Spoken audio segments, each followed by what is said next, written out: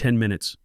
That is all it took, and I still feel those minutes living under my skin like a pulse I cannot calm, because 1 second a man in uniform owned the street with his lights and his voice, and 10 minutes later he was on his knees in front of my neighbor's badge, gone pleading like the world had turned upside down, and maybe it needed to, because Maple Crest had been selling itself a pretty story for years. And I bought it too, the hedges trimmed, like they were auditioning sprinklers ticking in rhythm, everyone waving from behind sunlit windows. Peace, because there are no strangers, you know what I mean. That afternoon I stood on my porch on Pinecone Avenue, same place where I've sipped coffee and told myself nothing bad happens here. And I heard that low cruiser hum first. You feel it in your ribs before you hear it.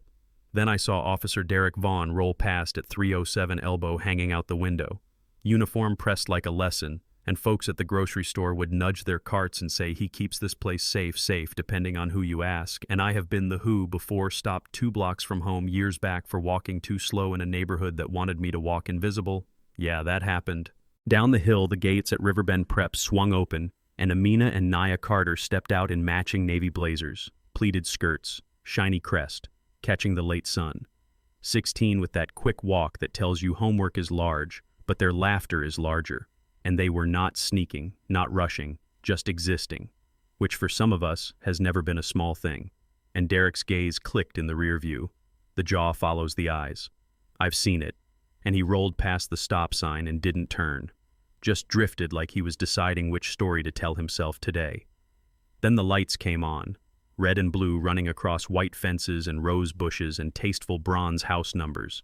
Like a watercolor of authority splashed over everything we pretend is gentle blinds lifted in perfect unison, because Maple Crest is always watching even when it claims it never saw a thing. The cruiser eased to the curb, door opened.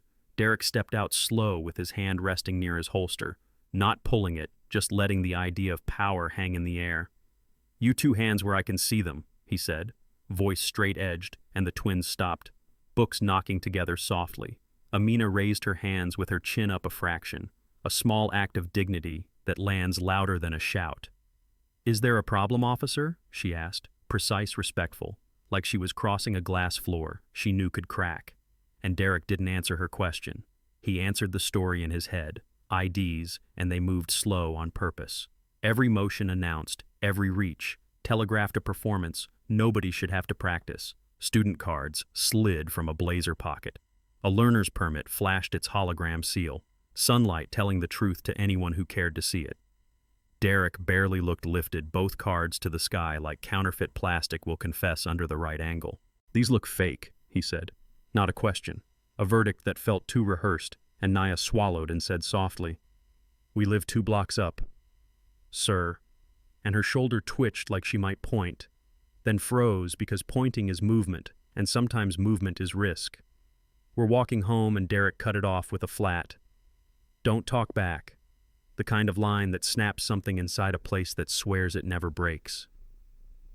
I saw Amina breathe in steady and say, "I'm calling my mom," saying it out loud like permission for the motion. And Derek snatched the phone in one sharp swipe, and the case skittered across the asphalt with this silly little plastic scream that somehow made my stomach drop. "Put that away, you don't make calls in the middle of an investigation," he barked. And across the street, Mrs. Doyle on her immaculate porch called, "Officer, those girls are the DAs." And he didn't turn, just said, "Step back, ma'am. I know who I'm dealing with," and took Amina by the elbow and set her on the hood. Not violent, not gentle, somewhere in the middle that bruises anyway. The metal warm, the town reflected in the chrome, a mirror none of us wanted to look into. "Hands behind your back," he ordered, and Naya's voice cracked, brave and breaking at once. "Please," she didn't do anything. And then the cuffs clicked, 2 notches of ratcheting steel that are small in person but echo through 100 years when they land on the wrong wrists. And Amina winced once, then found his eyes and said, almost quiet, almost kind, "You'll regret this." Not a threat more, like she was reading aloud from tomorrow's newspaper, and phones started lifting like a flock. A kid on a bike rolled to the corner and hit record. Sprinklers kept ticking like the day wanted to pretend it was ordinary. And I remembered all the times I told myself rules keep us safe, when the truth is, rules bend around the people who write them. Derek called for backup in that clipped official baritone that makes nonsense sound like law. Possible trespassers near Riverbend Gate, and he reached for Naya next. "Your turn," he said with soft words and hard intent. And somewhere a car door slammed. Somewhere a curtain snapped shut. Somewhere the belief we sell at potlucks. That peace means you belong, sat down between us and refused to move. And if you've never watched belief drain out of a street, it looks like this: a good block, under good light. A cop who thinks he is the wall between order and chaos. Two girls making themselves small for safety. A neighborhood telling itself it understands fairness because it understands ritual. The twist came from a radio speaker not 3 inches from his ear, a crackle that felt like lightning. All units stand down. Repeat, stand down. Those are District Attorney Camille Carter's daughters, and time lost its manners. Everything froze. Derek's hands stopped like someone hit pause on his spine. Sweat slid down his cheek in a clean line.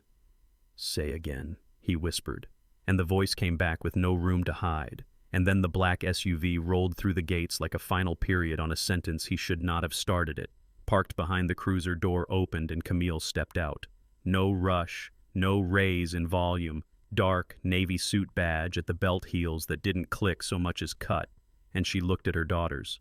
First, Naya's tears had committed by then. Amina still as stone cuffs bright against her skin. Camille's face didn't move, but her voice did. "Remove those cuffs." Now and the Now did the lifting. Derek's keys fumbled in his hand. Authority ran off into the gutter. "Ma'am, I didn't know who they were. I was just..." He started and Camille cut him with a sentence I have carried since. "That's the problem, you didn't care to know," and backup arrived with Lieutenant Ruben Morales stepping out with the kind of posture that ends arguments before they start. "Vaughn badge and weapon," he said. And Derek blinked like he was suddenly 12, unclipped the badge that had never weighed so much and placed it in a waiting palm, set the gun down with a dull thud that sounded like a door closing on an era. Cameras zoomed and Derek tried one more time, voice catching on something sharp. "Please." I thought, and Camille didn't flinch. "You thought wrong," and then gravity cashed its check and Derek's knees hit Maple Crest asphalt. And no, I didn't cheer. I wasn't raised to cheer at anyone kneeling, but something in my chest loosened like a knot that had been strangling the air in this place for too long. By sunrise, the video had 7 million views, and the caption wrote itself, "Veteran cop kneels after cuffing DA's daughters," and the sheriff's office dropped a statement before lunch. "Officer Vaughn has been placed on indefinite suspension pending investigation." And indefinite is a heavy word. It sits in a house with children and does not get off the couch. Neighbors who used to wave cross the street. Someone spray-painted "racist pig" across his garage in red letters that bled into stucco like a stain that finally made itself visible. And inside that home, the silence was worse than the internet. Elena pushed his service medals across the counter like evidence bags. You destroyed everything she said without raising her voice because some truths don't need volume. Their boy. Luke came home with a ripped t-shirt that once said "Proud Police Family." "They called you a racist," he said, and that's a rope burn of a sentence no kid should have to throw at his father. That night, Derek sat at the kitchen table long after the house gave up talking, and he opened his body cam file, and on the screen he heard his own voice flatten. Don't talk back, and saw Amina's eyes steady and bright. Saw Naya's hands rise like a prayer nobody taught her. Saw his own grip on those cuffs like they were part of him.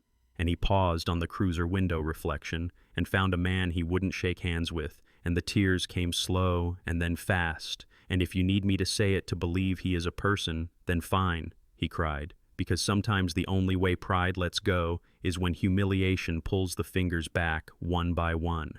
In the morning he drove not to the station but to First Emmanuel Church, paint-chipped bell, broken air carrying that weight churches hold even when they're tired. Reverend Jonah Price sat in the front pew with gray at his temples and kindness in his eyes. And he said, "Derek, been a minute," and Derek stood there like a boy who picked the wrong door and said, "I didn't know where else to go." And Jonah nodded like he'd been keeping a seat open for this conversation since the day Derek pinned on a badge and said, "Do you want to defend what you did or understand why you did it?"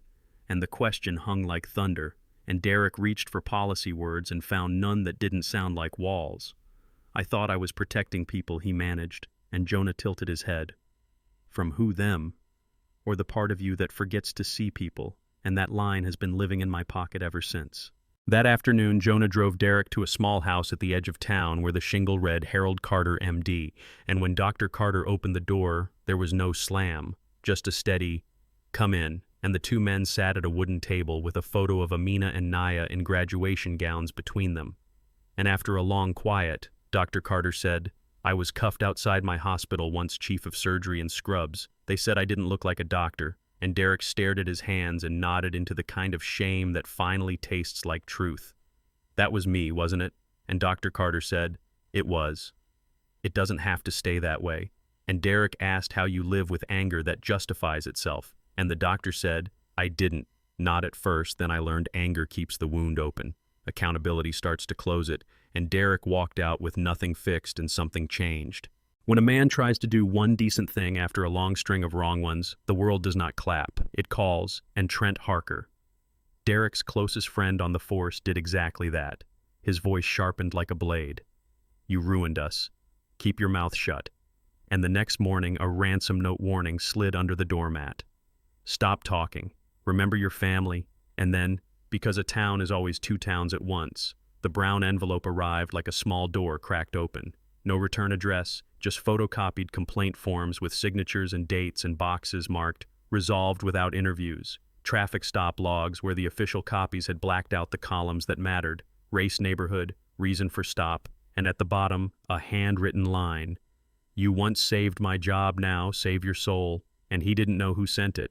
Rookie he covered once, or old-timer finally out of patience. Didn't matter. What mattered was a window opening in a locked room. Derek took the envelope to the county building and asked for District Attorney Camille Carter, and the guard at the desk recognized his face from the news and looked like he wanted to point at the door. And Derek said, "Tell her I brought something she needs to see." And 10 minutes later, they sat in a glass room with a view of the courthouse steps, and he slid the envelope across the table and said, "Because I don't want to be the man I was last week." And Camille kept her hands off it a beat longer, like she was measuring him. "You understand what happens if those are what I think they are." And he said, "I do, and I understand what happens if we pretend they aren't." And she opened the flap, and the air shifted the way it does when a storm finally picks a direction. "Who gave you these?" she asked, and Derek said, "I don't know, but I know who kept them hidden." And that was when Trent burst through the door like a bad decision finally leaving someone's mouth. "You think you're better than me now?" he spat. "You crawl in here and sell out your own." And the guard moved, but Camille lifted a hand. "Let him talk." And Trent stepped closer with that look men wear when they think loyalty is a shield. We bled together, watched each other's backs, and you hand her ammunition. And Derek stayed seated and said, "No, I'm handing her the truth." And Trent scoffed. "Truth, she wants a headline." And Derek nodded. "Maybe. But somewhere in those files are people who were treated like I treated those girls. People without cameras, without a DA for a mother. They deserve more than my pride." And Trent grabbed for his collar, and the guard lunged, and Derek stepped aside, and Trent stumbled because the moment did not match the script in his head. And Derek said soft, steady, "I'm not better than you. I'm done being you." And Camille turned to the guard and said, "Officer Harker, Internal Affairs will contact you. Until then, leave."